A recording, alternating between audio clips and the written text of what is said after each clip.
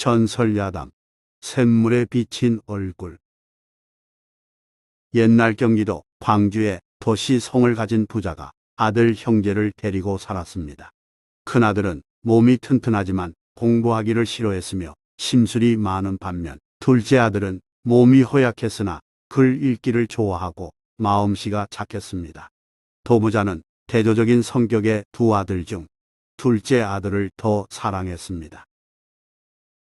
형은 그런 동생이 못마땅했지만 아버지의 눈치를 보느라 참고 지냈습니다. 이번에 과거를 보겠습니다. 그래, 열심히 공부했으니 틀림없이 과거에 붙으리라 믿는다.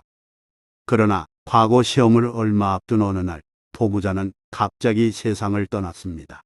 그러자 평소에 아우를 미워하고 시기에 오던 형은 그때부터 동생을 구박했습니다. 공부하면 밥이 나오냐, 떡이 나오냐, 가서 땔감이나 구해와. 형은 동생의 공부를 방해하고 기니를 굶기는가 하면 이유 없이 매질하며 괴롭혔습니다.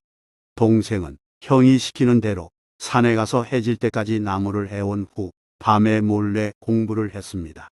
과거 합격은 아버지가 바라던 일이자 자신의 목표였기 때문입니다.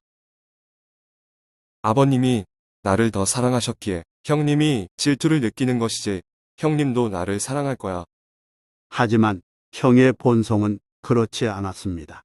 형은 건달 한 명을 구한 다음 많은 돈을 주고 동생을 죽여달라고 부탁했습니다. 아버지로부터 물려받은 재산을 독차지하기 위함이었지요. 동생이 아침에 산으로 나무를 하러 갈 테니 미행하면서 기회를 봐 해치우시오. 건달은 동생의 뒤를 쫓아가면서 심리적으로 갈등을 겪었습니다. 평소 소문을 들어 동생이 착하다는 걸 알고 있었기 때문입니다. 그런 사람을 죽이면 자신이 천벌을 받을 것 같은 두려움이 밀려왔습니다. 하여 건달은 동생을 불러 세운 다음 자초지종을 말해줬습니다. 당신을 죽인 것처럼 해야 하니 이 돈을 갖고 다른 곳으로 가서 사시오. 건달이 약간의 돈을 주며 멀리 가달라고 부탁하자 동생은 고맙다는 말과 함께 눈물을 흘리며 고향을 떠났습니다. 건달은 형에게로 가서 동생을 죽였다고 거짓말했습니다. 그로부터 10여 년 세월이 흐른 뒤 동생은 갖은 고생 끝에 과거에 급제했으며 암행어사가 되어 고향으로 발걸음을 옮겼습니다. 그러나 그는 옛날에 착한 동생이 아니었고 걷는 걸음도 가볍지 않았습니다. 자기를 죽이려 한 형에게 복수해야겠다는 생각이 마음에 가득했기 때문입니다.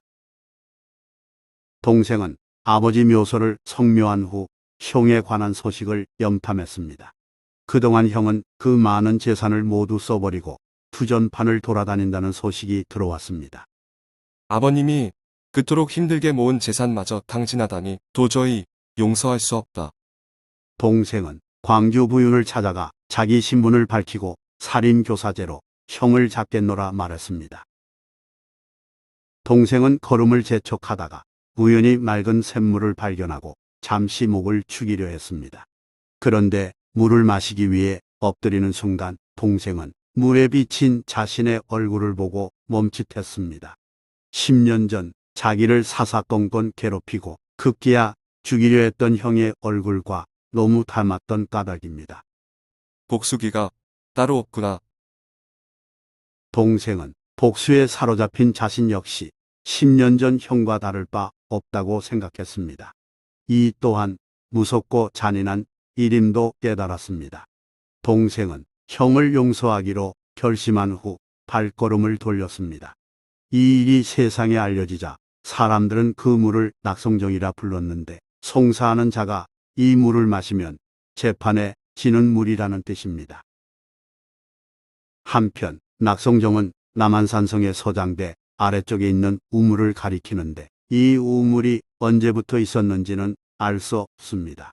샘물을 우물로 만든 것인지 샘물 근처에 우물을 판 것인지조차 정확히 알 수 없습니다.